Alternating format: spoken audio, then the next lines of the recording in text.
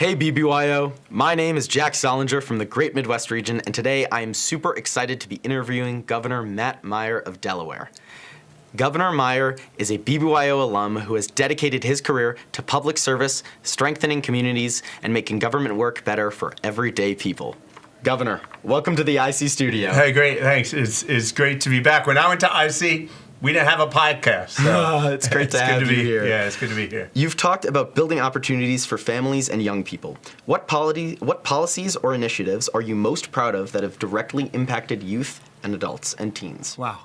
Jack, first of all, thank you for bringing me on the podcast. It's really exciting to be here. The AZA experience and BBYO experience was really foundational to me.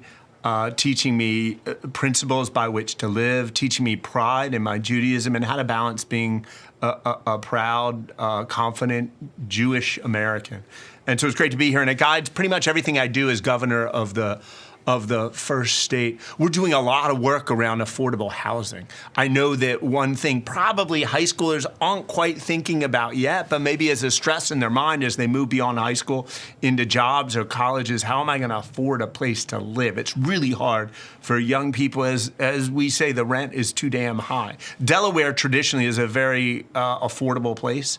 But in the past few years, it's become pretty unaffordable. So we're working hard on making sure we're removing barriers to building new housing and renovating housing so that opportunities are there. We're working a lot on mental health. Young people, with all the technology, social media, it's a different world that you're in, and making sure that those who are left out and left behind have the supports. That mental health is particularly troubling because it's not an illness or a problem that you can necessarily see.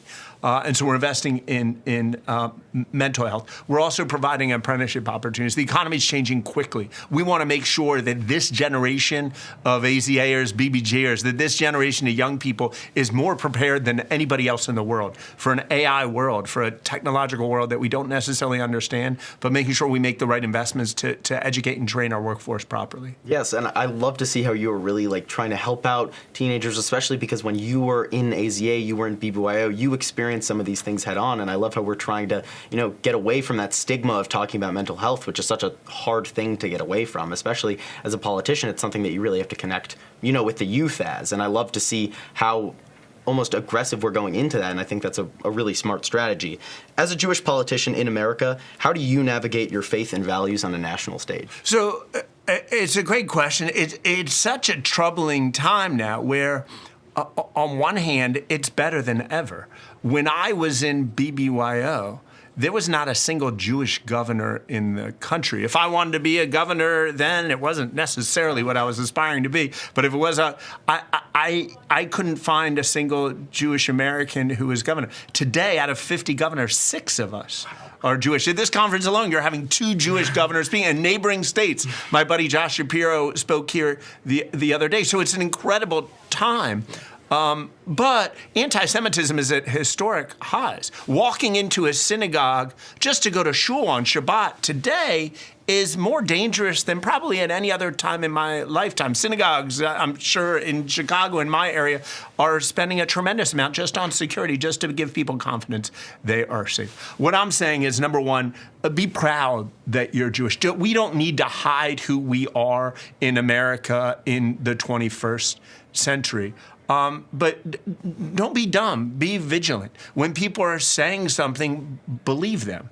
When we need to look at social media, we are investing in policing and security, not just to protect Jews, but to protect our Muslim brothers and sisters, to protect Christians, to protect Hindus, Sikhs, people of any faith who potentially could come under attack. Yeah, I think it's so important that we can protect everybody, and not just Jewish people, but we can respect and protect really everybody in our community. And I think it's a really big topic of anti-Semitism, it's a really hot topic right now because it's so importantly sad that it's truly too big right now. There's way too much anti-Semitism in our world, and I think it's really nice that we're working to combat it in so many ways, especially with our community. And that leads me into my next question. And in an environment where anti-Semitism is rising, how do you manage to balance protecting free speech with also addressing hate speech in your state?